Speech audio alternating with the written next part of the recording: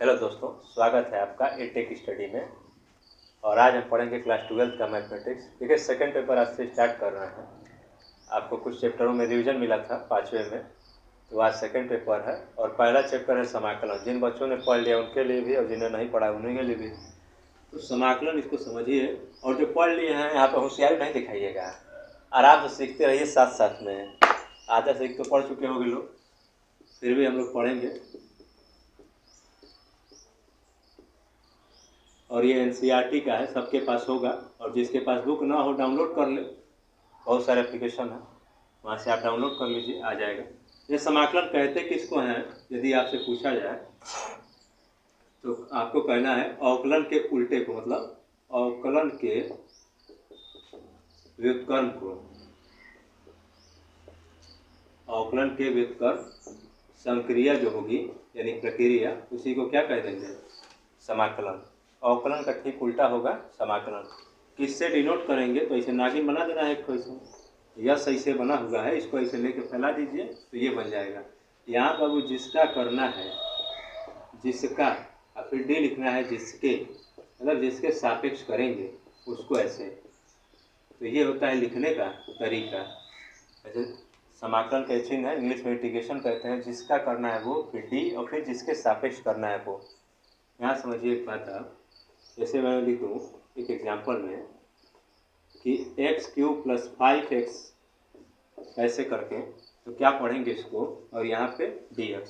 देखिए, इसका समाकलन करना है किसके पदों में? तो x के पदों में, यानी x के सापेक्ष कितने का समाकलन, ये इसका मतलब है। ऐसे कह दिया जाए इंटीग्रेशन 5x + 2 और यहाँ पे dx। इसका मतलब क्या हो गया कि इसका समाकलन करना है किसके रिस्पेक्ट में?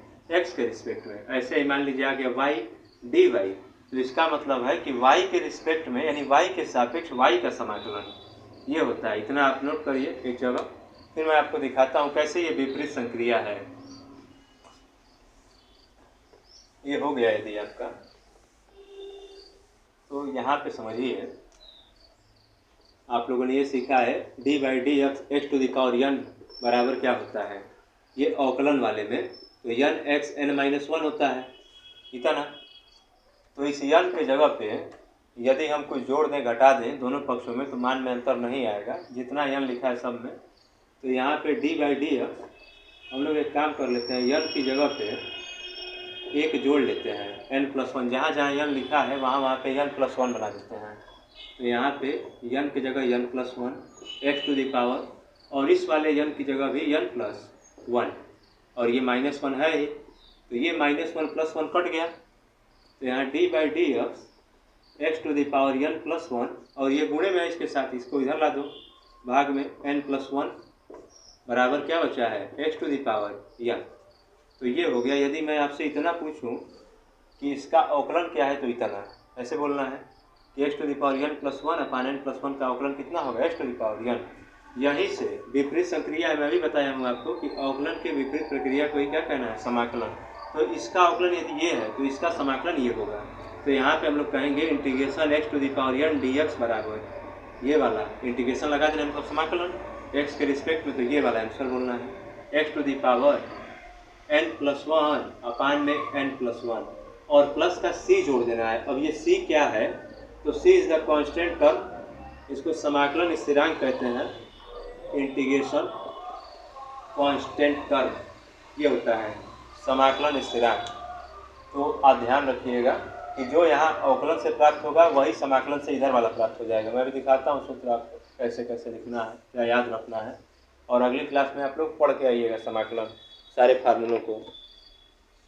अभी हम लोग बारी बारी से सब लिखेंगे।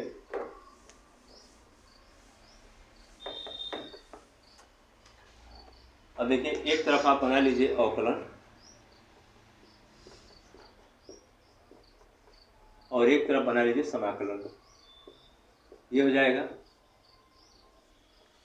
यहाँ पे। तो यहाँ पे सबसे पहले हमने फार्मूला पढ़ा d/dx x⁴n, तो कितना n(x(n-1), इसको ही बताए हैं। और इसके ऊपर वाला जो अभी लिखे थे n+1/n+1, इसका कितना था? x⁴n। तो इसका समाकलन लिख देना x⁴n dx का समाकलन कितना? x to the power n plus 1 upon n plus 1 और सब में c जोड़ते चलना है, ये हो जाएगा। ऐसे d by D x sine का क्या हो जाएगा, साइन एक्स का, तो इसका होता है अवकलन कास एक्स, तो इसका समाकलन देखिए कास का क्या हो जाएगा साइन, तो यहाँ क्या लिखेंगे कास एक्स डी एक्स बराबर कितना साइन एक्स और प्लस का सी जोड़ देंगे। ऐसे ही D by D X cos X का क्या हो जाएगा, तो माइनस का साइन एक्स होता है अवकलन।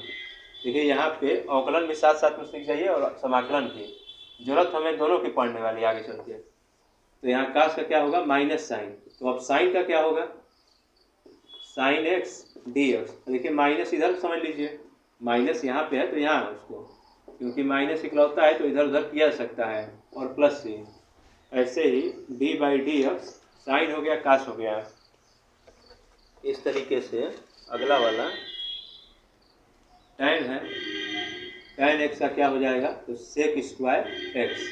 तो यहाँ से हम लोग कहेंगे सेक स्क्वायर एक्स, इसका समाकलन क्या होगा, तो इसका हो जाएगा tan एक्स, ये बन जाएगा tan एक्स का अवकलन सेक स्क्वायर, तो सेक स्क्वायर का समाकलन tan एक्स हो जाएगा।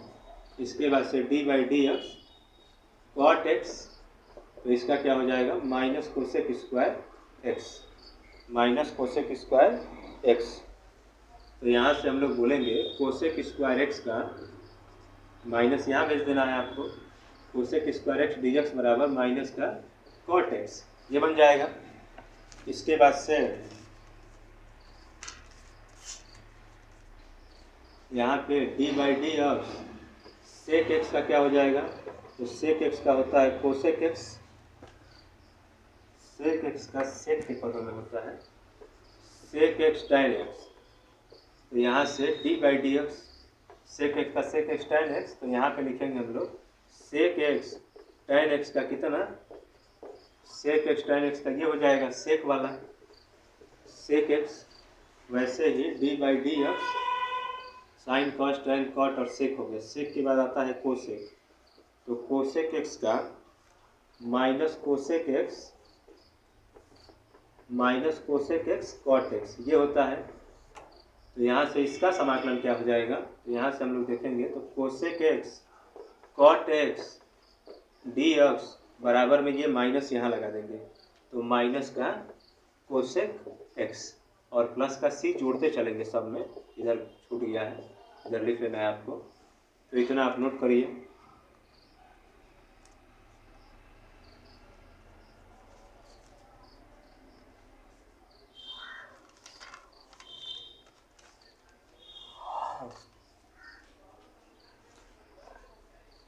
अब आगे समझिए,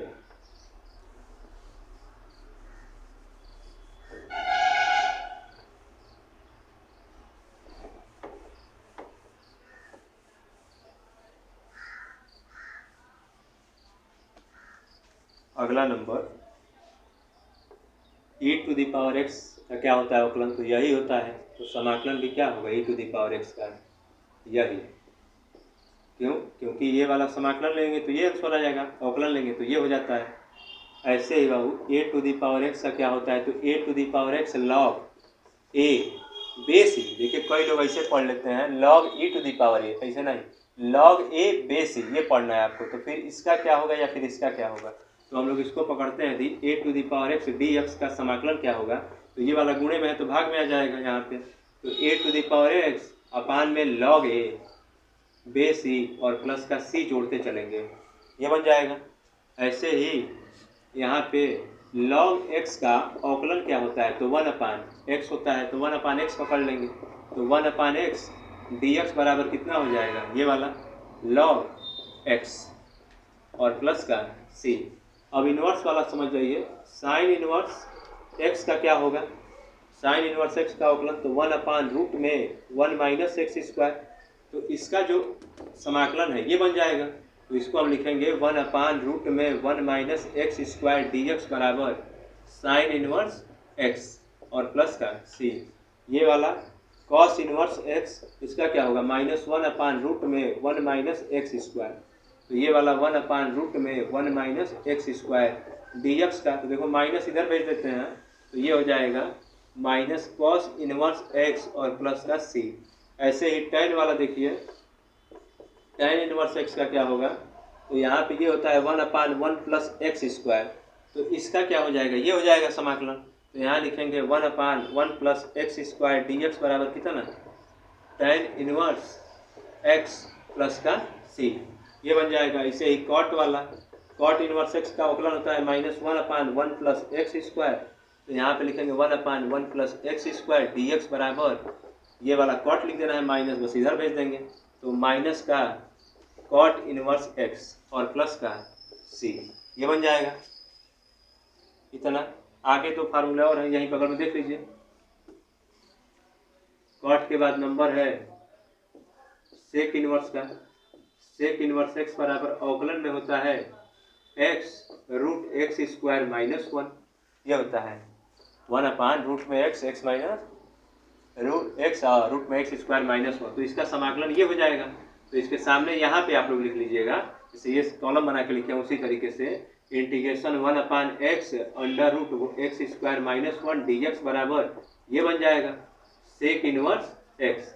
और फिर अगला नंबर, ये एक नंबर हो गया, इसके बाद अगला वाला d/dx कोसेक इनवर्स एक्स बराबर, ये माइनस में होता है, बस पूरा वही होता है लेकिन बस माइनस में। देखिए यहाँ से आप मिलाएंगे ना तो दो सेम आता जाएगा, जैसे साइन का भी उतना ही, कास का भी उतना ही, लेकिन बस कास वाले का माइनस में। उसी तरह टैन और काट का उतना ही, बस कॉट माइनस में। मतलब पहला वाला प्लस में होगा, दूसरा किस में होगा, माइनस में होगा। दो पूरक राशियों का अवकलन सेम होगा, लेकिन बस नीचे वाले का किस में माइनस आ जाएगा। देखिए यहाँ भी नीचे वाला माइनस में, यहाँ भी सेक का उतना ही तो कोसेक का भी उतना ही, लेकिन नीचे वाला क्या आ गया है, माइनस में। ऐसे इसको बोलेंगे जब, तो इंटीग्रेशन 1/x रूट में एक्स स्क्वायर -1 dx बराबर, तो ये माइनस यहाँ लिख देंगे, तो minus cosec square cosec inverse x. तो इतना आप नोट करिए, इतने फार्मूले आपको आने चाहिए, और कल की क्लास में आप लोग पढ़ के रट के इसको बढ़िया से आइएगा, तो नोट करिए।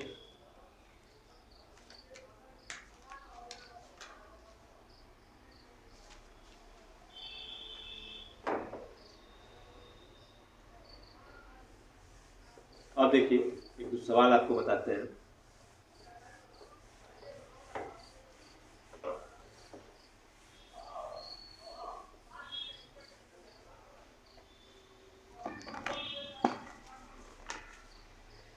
देखिए इसमें लिखा हुआ है प्रति अवकलज, हिंदी बड़ी खतरनाक है। ये लिखा है प्रति अवकलज। प्रति अवकलज का मतलब ही समझना है आपको, समाकलन।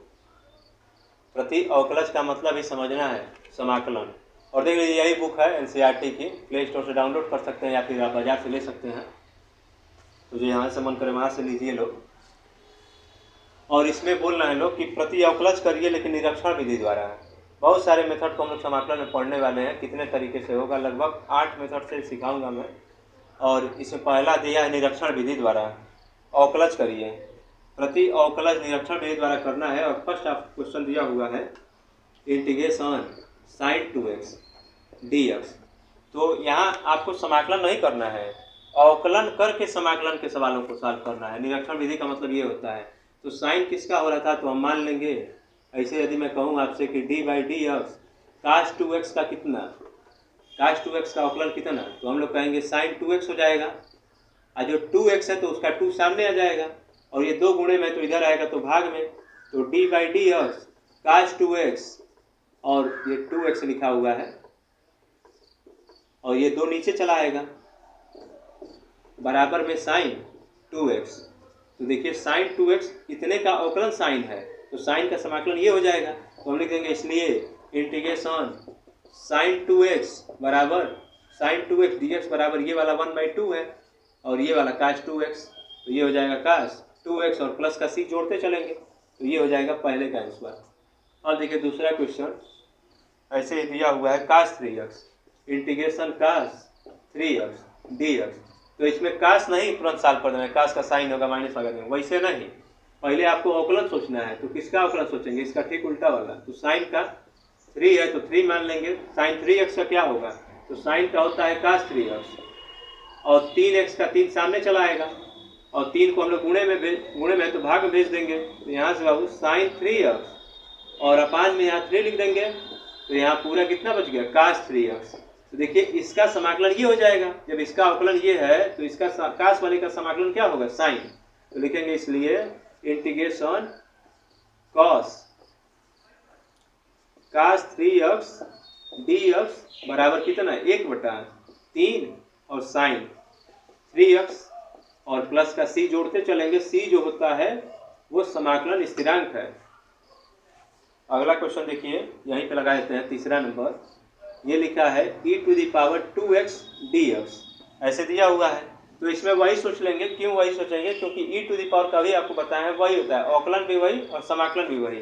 तो इसमें हम लोग लिखेंगे d/dx e⁻2x बराबर वही हो जाएगा, e⁻2x का वही, और 2x का 2 सामने चला आएगा, 2 को भाग में भेज देंगे तो e⁻dx e⁻2x अपान 2 हो जाएगा बराबर e⁻2x, ये बन गया। तो इसका जो समाकलन है ये हो जाएगा। तो हम लिखेंगे इसलिए इंटीग्रेशन e⁻2x dx बराबर 1/2 e⁻2x और प्लस का c जोड़ देंगे। तो ये हो गया तीसरे का आंसर। तो इतना नोट करिए आप।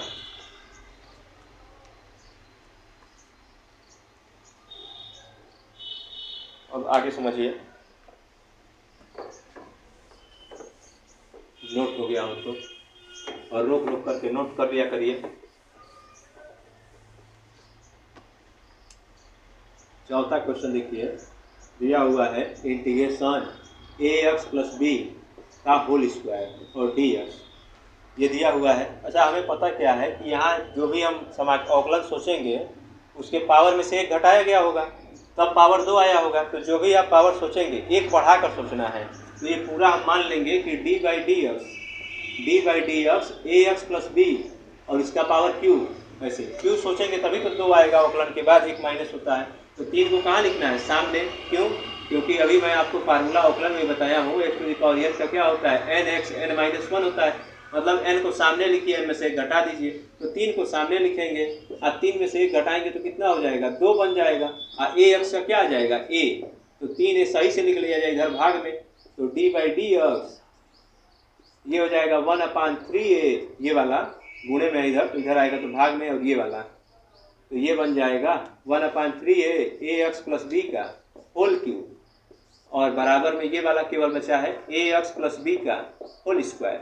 तो इतने का समाकलन ये हो जाएगा। इसलिए हम क्या कहेंगे, इंटीग्रेशन ax + b का होल स्क्वायर dx बराबर 1/3a ax और प्लस b का होल क्यूब, और प्लस का c जोड़ देंगे, और ये हो गया चौथे का आंसर। इसको नोट करिए। और लास्ट आज का क्वेश्चन देख लीजिए, 5वां। ये दिया हुआ है sin 2x - 4e⁻3x इंटीग्रेशन और dx। देखिए अब इसमें तो हमें 2 पार्ट में तोड़ के करना होगा, टुकड़ों में साल विषय तो करते हैं, आप समझिए आराम से। यहाँ पे करेंगे तो इंटीग्रेशन sin 2x है dx और माइनस का 4 इंटीग्रेशन e⁻3x dx। अब देखिए अभी पिछले सवाल में आपको बताया है sin 2x को क्या मानना है, जब साइन दिया रहेगा तो काश मानना है, और काश दिया रहेगा तो साइन मानना है। तो यहाँ पे हम मान लेंगे कि d/dx cos 2x बराबर काश का क्या हो जाएगा, माइनस में होता है sin 2x, और 2x का क्या आ जाएगा, 2 सामने, इसको इधर ला देंगे तो d/dx -1/2 हो जाएगा, ये भाग में, और cos 2x बराबर कितना हो जाएगा, sin 2x। तो हम लोग कह देंगे इसलिए इंटीग्रेशन sin 2x का कितना मान हो गया, ये वाला sin 2x dx बराबर -1/2 cos 2x, ये बन गया। और इसको मानने के लिए पुनः ये ले लेंगे d/dx e⁻3x वही लेंगे क्योंकि e⁻ का वही होता है। तो यहाँ पे e⁻3x है तो इसका 3 सामने चला आएगा, e⁻ का उतना ही, 3 को भाग में भेज रहे होंगे तो d/dx e⁻3x अपान 3 बराबर क्या हो जाएगा, e⁻3x। अब इतने का समाकलन ये हो जाएगा तो लिखेंगे इसलिए e⁻3x इंटीग्रेशन e⁻3x dx बराबर 1/3 e⁻3x और प्लस का c, और यहाँ भी प्लस का c।